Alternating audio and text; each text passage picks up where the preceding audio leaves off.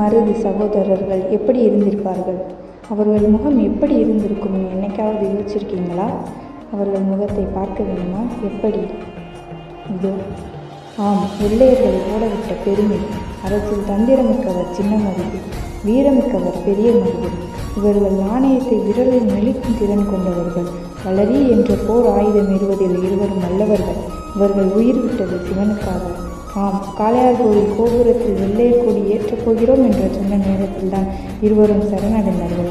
இவர்கள் போருக்கு பயன்படுத்திய ஈட்டி, அம்பு போன்ற ஆயுதங்கள் இன்றளவும் சிவகங்கை மாவட்டம் சிறுவயல் என்ற கிராமத்தில் இருக்கு.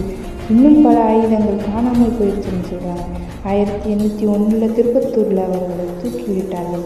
ஆனால் ஒரு உண்மை இருக்கிறது. உயிரை கொடுத்தாலும் தாய் நாட்டை விற்காதவர்கள் தான் உண்மையான வீரர்கள். அதனால்தான் இன்று வரை மருது பாண்டியர்கள் தமிழர்களின் வீரத்தின் அடையாளமாக இருக்கிறார்கள். ஆமாங்க, சின்ன மருது சிங்கம், பெரிய மருது தங்கம்ங்க. இந்த மாதிரி இன்ட்ரெஸ்டிங் வீடியோஸ்க்கு சப்ஸ்கிரைப் பண்ணுங்கள்.